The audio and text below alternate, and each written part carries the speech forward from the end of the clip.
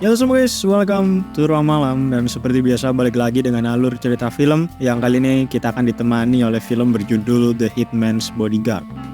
Satu film lagi yang diperankan sama Ryan Reynolds nih. Setelah kemarin gue juga bahas Selfless yang juga diperankan sama Ryan Reynolds. Dan jangan lupa like dan subscribe kalau kalian suka dengan video kali ini. Langsung aja kita masuk ke videonya. Semoga terhibur and let's begin the story guys.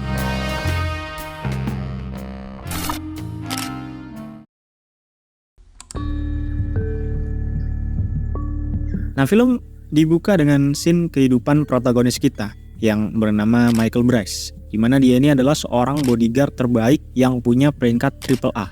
Yang memang terlihat hidupnya ini asik-asik aja.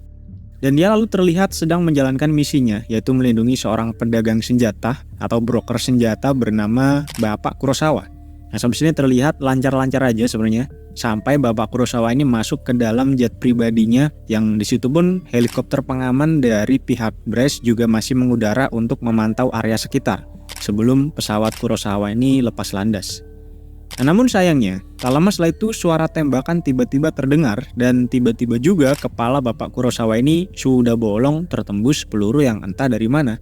Bahkan Bryce sendiri di situ hanya bisa melongo karena itu pertama kalinya dia gagal sebagai bodyguard terbaik untuk mengamankan kliennya. Dan akibatnya ini sangat berefek kepada kehidupan Bryce, di mana setelah itu scene memperlihatkan Bryce dengan keadaannya yang cukup miris, yang dia ini terlihat berada di dalam mobil kecil yang kotor, merenungi nasib barunya yang sepertinya tidak semenyenangkan sebelumnya. Nah, untungnya Bryce di situ masih dapat kerjaan untuk menjemput seorang pria bernama Sivert. Yang Sivert ini memang menyewa jasa keamanan Bryce karena sedang diburu oleh sekelompok orang katanya.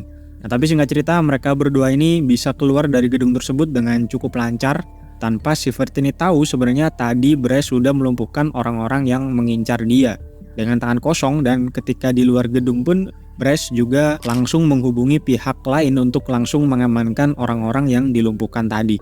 Yang memang cukup banyak ya yang mengincar si Sivert ini. Nah, jadi memang terlihat di sini kualitas si Bryce ini sebagai bodyguard profesional memang nggak perlu diragukan lagi.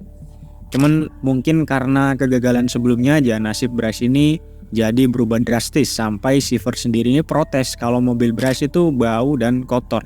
Tidak sesuai dengan kualifikasi AAA miliknya yang harusnya cukup tinggi dan fasilitasnya ini cukup mewah. Nah, scene kemudian berganti lagi ke rumah seorang pria yang didatangi oleh sekelompok prajurit yang kemudian merusak barang-barang di sana. Nah, pria ini bernama Profesor Asimov. Lalu pihak yang baru datang tadi itu bernama Dukovich, yang merupakan mantan presiden di wilayah tersebut, tepatnya di wilayah Belarus, yang terkenal dengan kediktatorannya atau cara mimpin si Dukovich ini penuh dengan kekerasan lah intinya. Nah, jadi ceritanya Profesor Asimov ini menulis sebuah buku yang salah satu isinya itu menyuarakan untuk supaya negara bisa berkembang harus menghilangkan kepemimpinan diktator yang suka seenaknya sendiri. Yang mana maksudnya di sini itu adalah menyinggung si Dukovich. Sehingga Dukovich pun merasa bahwa Profesor Asimov ini ada bibit-bibit untuk memberontak lah. Jadi dia kemudian membunuh istri dan anaknya si Profesor Asimov ini sebagai bentuk pelajaran supaya jangan macam-macam sama dia. Nah, scene kemudian berganti lagi ke pengadilan si Dukovich karena banyaknya orang yang protes atas kekejaman si Dukovich ini, dan Profesor Asimov juga ada di situ memberikan saksi bahwa memang dia dipaksa bekerja di bawah Dukovich selama 3 tahun. Dan dalam 3 tahun itu Dukovich ini memang orangnya sangat kejam seperti yang disuarakan masyarakat. Nah, jadi dilangsungkanlah sebuah pengadilan untuk mengadili si Dukovich ini. Namun segala macam penjelasan dari saksi pun termasuk Profesor Asimov ini tidak bisa dianggap sebagai bukti karena setiap ada satu orang saksi yang muncul, tak lama saksi itu akan hilang, dilenyapkan atau dibunuh oleh Dukovich, atau setidaknya bukti-buktinya ini dimusnahkan juga sama si Dukovich. Jadi sampai sini belum ada yang bisa memenangkan pengadilan melawan Dukovich karena memang buktinya ini kurang. Dan ujung-ujungnya pengadilan tersebut lagi-lagi ditunda karena alasan yang sama. Bersamaan dengan kita lihat banyaknya pendemo di luar pengadilan meminta Dukovich ini untuk bisa diadili seadil-adilnya. Nah, scene kemudian berpindah lagi ke tokoh utama kita yang satunya, di mana ada 2 tokoh utama di sini, yaitu satunya adalah seorang pembunuh bayaran terbaik bernama Darius Kincaid yang diminta untuk menjadi saksi untuk pengadilan Dukovich tadi. Nah, sebagai bentuk imbalan, jika Kincaid ini mau memberikan saksinya di pengadilan, Interpol mengatakan bahwa istrinya yang juga dipenjara saat itu akan dibebaskan dari segala tuduhan. Dan karena Kincaid ini orangnya sayang istri, dia langsung menyetujui tawaran tersebut.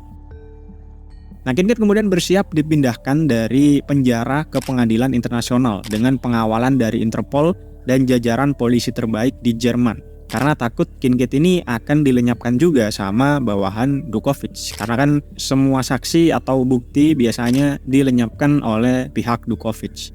Nah, namun Kincaid yang merupakan seorang pembunuh bayaran nomor 1 di dunia, harusnya ini memang tahu ya celah-celah keamanan dari sebuah pasukan. Dan dia mengatakan kalau pengamanan mereka atau pengamanan dari Interpol dan jajaran polisi ini sangat cupu, kata si Kincaid. Dan akan kalah dengan anak buahnya si Dukovic. Jadi Kincaid mengatakan mending dia ini pergi sendiri ke lokasi pengadilannya. Yang tentu saja para Interpol ini menolak permintaan Kincaid karena tidak ada jaminan kalau Kincaid ini nggak bakalan kabur dari situ. Dan tentu saja mereka ini sangat pede dengan kemampuan mereka dan mengatakan kalau semua sudah diatur dan akan aman-aman aja ke depannya. Apalagi katanya operasi pemindahan Kincaid ini masih menjadi rahasia Interpol dan tidak ada pihak lain yang tahu, apalagi pihaknya si Dukovic. Nah, alhasil karena taruhannya di sini adalah kebebasan istrinya juga, Kincaid pun tidak berani macam-macam dan menurut saja dengan pengawalan mereka yang dipimpin oleh seorang wanita bernama Agent Amelia Russell. Nah, tapi baru saja mereka ini keluar dari tahanan dengan pengawalan beberapa mobil pasukan. Kincaid ini sudah ngomel-ngomel tentang seberapa mudahnya mereka bisa diserang dari berbagai sisi karena pemilihan jalur yang mereka lalui itu sangat rawan akan penyergapan karena banyak gedung-gedung tinggi dan sebagainya lah. Dan tak lama kemudian memang betul kata si Kincaid, pasukan Dukovic ini tiba-tiba sudah meledakkan mobil yang membawa dia dan setelah baku tembak beberapa menit, semua pasukan Interpol semuanya gugur, menyisakan satu orang yaitu Agent Amelia Russell dan Kincaid tentunya yang setelah itu bisa nyelamatin diri sendiri ketika digempur banyak bawahan Dukovic. Dan singkatnya mereka berdua ini berhasil kabur dan bersembunyi di sebuah motel sambil Kincaid membersihkan luka-lukanya. Nah, Amelia kemudian mendapatkan telepon dari pihak Interpol, tapi si Kincaid menyuruh dia untuk jangan pernah mengangkat telepon dari Interpol. Karena dengan pasukan Dukovic yang baru saja menyerang, pasti ada orang dalam yang membocorkan informasi tentang Kincaid ke pihak Dukovic. Karena kan tadi katanya pemindahannya ini rahasia. Nah, kenapa kok masih ketahuan gitu ya? Pasti ada orang dalam yang membocorkan info tersebut. Kincaid lalu memberi saran kalau memang mau minta bantuan kepada seseorang, mintalah bantuan kepada orang yang tidak ada hubungannya dengan Interpol sama sekali.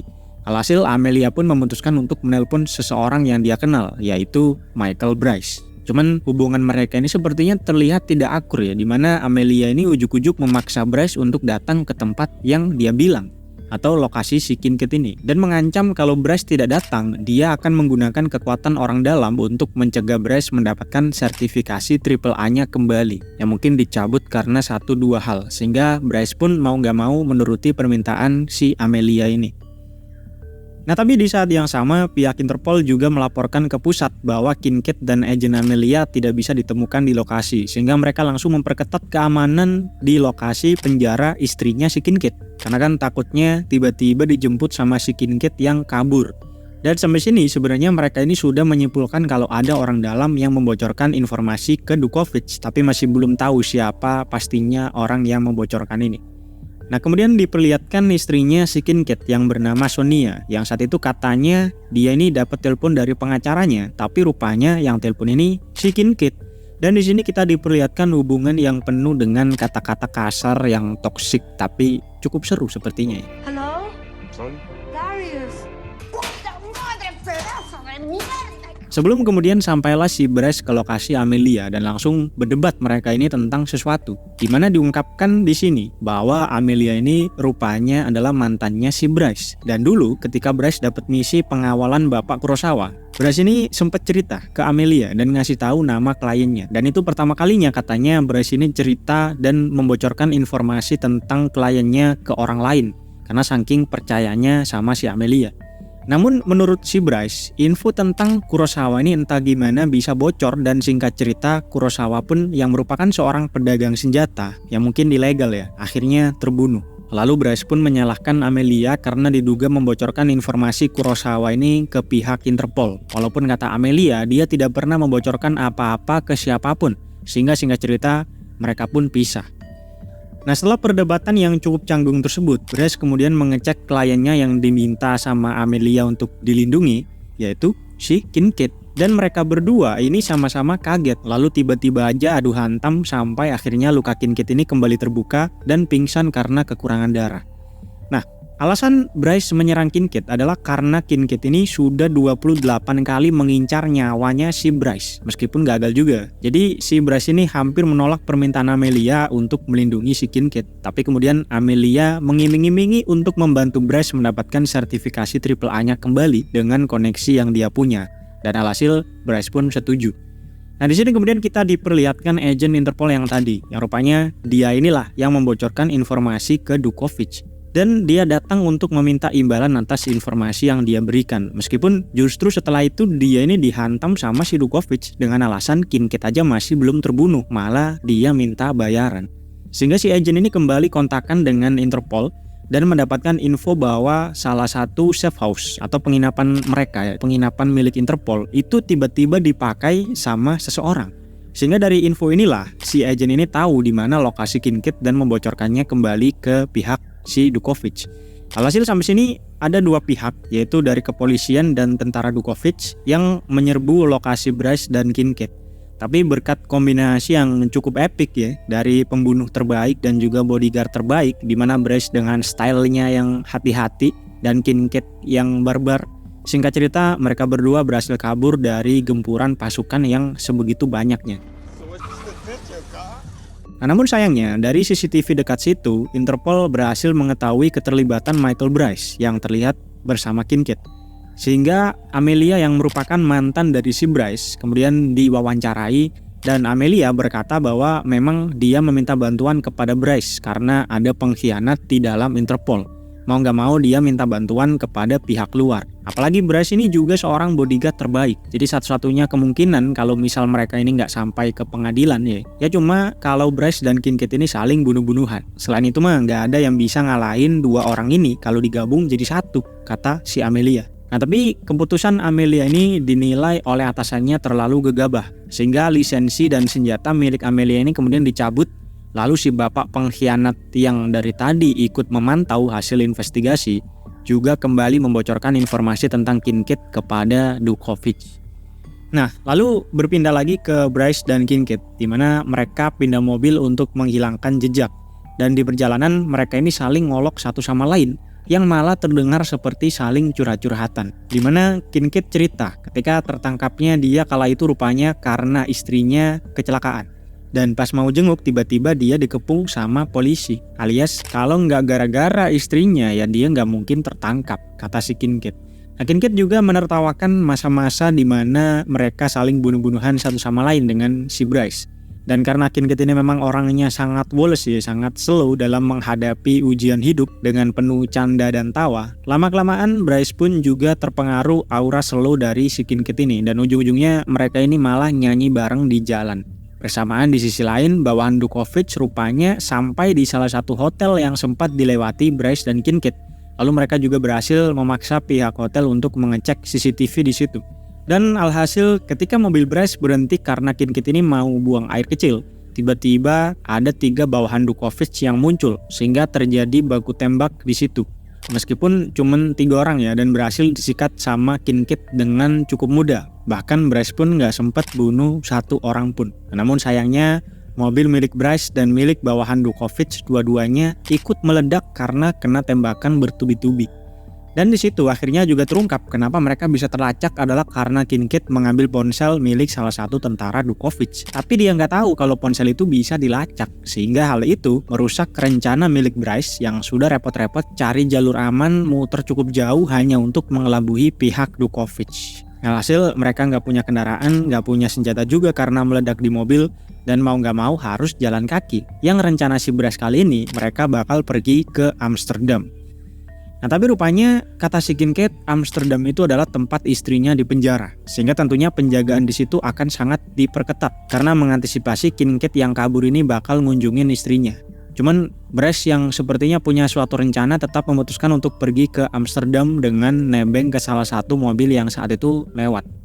Dan lagi-lagi dengan sifatnya yang slow, Kincaid dengan mudah berteman dengan ibu-ibu di mobil tersebut. Meskipun ketika turun, Bryce ini mengkritik Kincaid dengan berkata yang intinya, "Lu jangan sok baik, jangan sok asik. Padahal lu itu udah bunuh ratusan orang." Namun Kincaid cuma menanggapi perkataan Bryce ini dengan cukup santai dan kembali bertanya kepada Bryce, kira-kira siapa yang lebih nggak benar? Orang yang membunuh kriminal atau orang yang melindungi kriminal? Alias si Bryce ini sebagai seorang bodyguard. Sehingga ketika di kapal, sepertinya perkataan Kincaid tadi sempat menjadi pikiran Bryce dan dia akhirnya bertanya kepada Kincaid apakah Kincaid ini merasa sebagai orang yang baik. Lalu Kincaid pun menjawab iya, sembari menceritakan ketika pertama kali dia membunuh dulu. Saat itu orang yang dia bunuh adalah seorang serial killer yang membunuh pendeta yang Kincaid kenal. Sehingga Kincaid balik membunuh si orang ini karena membalaskan dendam si pendeta. Dan itulah pembunuhan pertama kali yang dilakukan oleh Kincaid. Nah, tapi singkat cerita sampailah mereka ini ke penginapan pribadi milik Bryce di Amsterdam. Di situ mereka berdua mandi segala macam, siap-siap pergi ke pengadilan Duchovny yang di saat yang sama juga sedang dalam tahap persiapan sampai dimulai tepat jam 5 sore. Nah, melihat belum ada tanda-tanda Kincaid sampai ke pengadilan, Amelia pun menghubungi Bryce tentang posisi mereka yang di situ sebenarnya sudah ada di Amsterdam. Cukup dekat lah dengan lokasi pengadilannya. Nah, cuman sialnya Bryce di situ sempat kecolongan karena tidak mengecek Kincaid, sehingga ketika dicek rupanya Kincaid ini kabur, Pak. Padahal tentunya di seluruh penjuru Amsterdam itu sudah tersebar Interpol yang mengamankan area situ. Bahkan bawahan Duchovny pun juga sebenarnya ikut ngincer si Kincaid di situ. Yang rupanya Kincaid sendiri ini malah beli topi sama beli bunga yang sampai sini entah mau buat apa. Tapi di situ Bryce berhasil menemukan Kincaid dan meskipun nggak langsung dihampiri sama dia, cuman diikuti aja dari belakang. Dan tentunya bawahan Duchovny yang sebegitu banyaknya tersebar juga berhasil menemukan lokasi Kincaid dengan rencananya membunuh si Kincaid ini secara diam-diam. Tapi menariknya Kincaid yang seharusnya kan tahu ya kalau dia itu sedang diincer, malah tidak melakukan apa-apa. Nyantuy aja si doi, malahan justru Bryce ini yang diam-diam membereskan satu persatu orang yang mau bunuh si Kincaid. Tapi memang disewa jadi bodyguard juga sih. Sampai akhirnya Kincaid ini terlihat naik ke bangunan jam besar yang berada tepat di seberang penjara istrinya. Dan bunga yang dibeli tadi itu ternyata adalah bunga favorit istrinya, yang kemudian Kincaid taruh di situ supaya bisa dilihat sama istrinya tepat jam 2 siang dari penjara. Memang hubungan yang sangat toksik tapi romantis ya. Nah, Bryce setelah itu juga nyusul Kincaid ke dalam bangunan jam tersebut sambil tetap melindungi Kincaid dari sergapan bawahan Duchovny. Mereka lalu di situ kembali ngobrol tentang hal percintaan ini, di mana Kincaid sampai sini yang lumayan ngerti lah tentang hubungan Bryce dengan Amelia karena udah curhat-curhatan di jalan, kemudian memberikan nasihat-nasihat untuk hubungan mereka. Dan Bryce pun juga sepertinya mendengar nasihat dari si Kincaid ini sampai dia memutuskan untuk memaafkan Amelia tentang dia yang membocorkan informasi Kurosawa. Nah, baru dari sinilah ketika Kincaid mendengar nama Kurosawa, tiba-tiba dia ini ngakak, Pak. Karena rupanya dibalik terbunuhnya Kurosawa itu bukan karena bocornya informasi dari Amelia, melainkan Kincaid lah yang bunuh itu orang. Ketika katanya Kincaid ini sedang ada misi di sekitaran situ, lalu kebetulan dia melihat ada si Kurosawa yang memang punya bounty gitu ya. Alias kalau Kincaid bunuh Kurosawa ini dapat imbalan lah. Jadi ya Kincaid tembak itu orang demi duit. Sehingga mengetahui fakta yang cukup mencengangkan tersebut, Bryce saking kesalnya sampai sesaat tidak bisa berkata apa-apa. Lalu mukul si Kincaid dan memutuskan untuk meninggalkan misinya melindungi Kincaid, di mana posisinya Kincaid ini sedang diburu sama tentara Duchovny. Sehingga ketika keluar dari bangunan jam tersebut, terjadi baku hantam kembali antara Kincaid dan bawahan Duchovny, beserta Interpol yang juga menembaki pihak Duchovny. Pokoknya cukup rusuh lah di situ. Dan di saat genting tersebut, Bryce cuman pergi ke warung dekat situ dan beli nutrisari sambil curhat ke si abang pemilik warungnya. Bodo amat lah meskipun di belakangnya ini lagi rusuh baku tembak. Nah untungnya setelah itu Bryce tetap memutuskan untuk membantu Kincaid kembali dari kejaran bawahan Duchovny sampai Kincaid ini berhasil kabur. Cuman sayangnya justru Bryce ini yang kemudian tertangkap oleh bawahan Duchovny dan berujung diinterogasi oleh mereka dan disiksa tentunya supaya membocorkan informasi atau lokasi dari Kincaid. Nah tapi lagi-lagi untungnya ya di situ Kincaid balik lagi buat nyelamatin si Bryce dan dua orang ini kembali jadi buronan di jalan. Dan kembali juga curhat-curhatan tentang hal percintaan, seperti tidak terjadi apa-apa. Apalagi kan Brash barusan aja mengetahui fakta yang cukup menyakitkan tentang Kurosawa yang membuat hubungan percintaannya ini kandas dulunya. Tapi disitulah Kincaid memberikan nasihat kalau ya itulah hidup, semua pasti ada hikmahnya, kata dia. Sampai bahkan si Brash ini saking merasa bersalahnya, dia tidak lagi berniat mengejar sertifikasi AAA-nya lagi. Malahan Brash ini menawarkan Kincaid untuk membantu membebaskan istrinya supaya mereka bisa kabur dari situ, gak perlu datang ke pengadilan.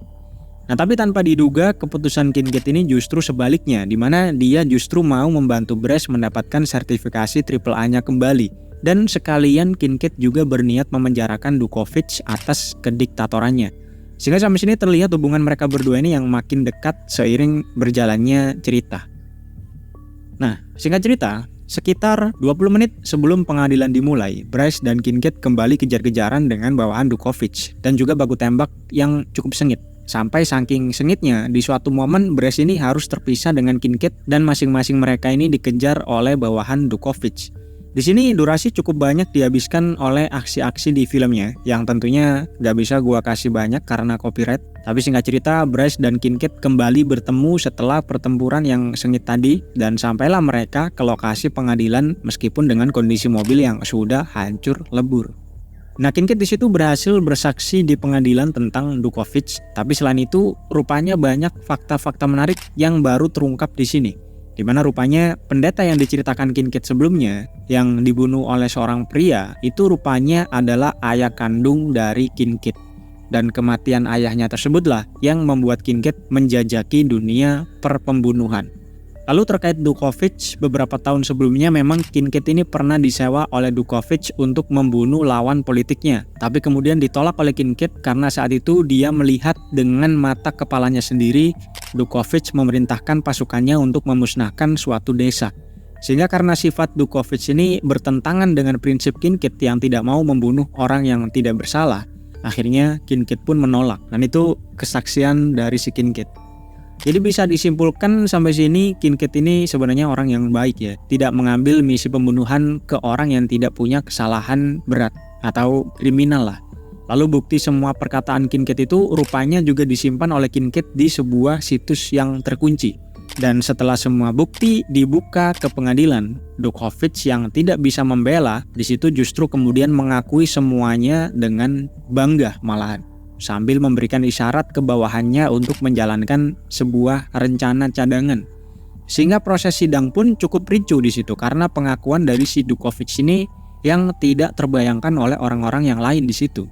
Lalu Bapak Interpol yang pengkhianat sebelumnya juga terlihat kabur dari ruang sidang karena mungkin takut diapa-apain sama bawahan Dukovic. Disusul juga oleh Amelia yang sampai sini mulai curiga dengan si Bapak pengkhianat ini. Kemudian Amelia memaksa mengecek ponsel si ini bapak, yang tentunya ditolak sampai terjadi sebuah pergelutan. Lalu di sisi lain terlihat truk trailer besar berjalan menuju ke persidangan, yang dimana di dalamnya ini membawa beberapa bom besar untuk meledakkan bangunan tempat sidang tersebut, yang tentunya membuat kecelakaan besar. Dan di tengah kekacauan tersebut, Kincaid ini hampir dibunuh sama Dukovic setelah merampas senjata dari salah satu polisi.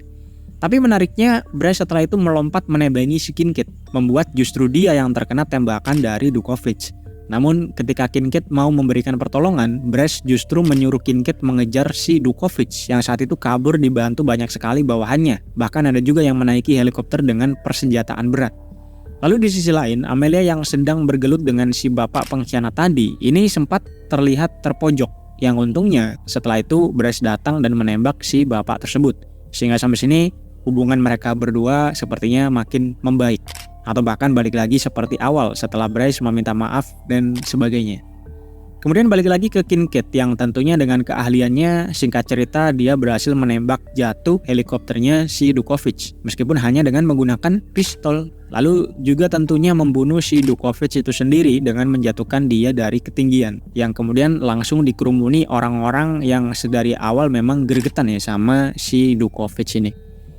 Nah sedangkan balik lagi ke Brash, untungnya dia bisa mendapatkan perawatan dengan cukup cepat sehingga nyawanya pun tidak terancam punah.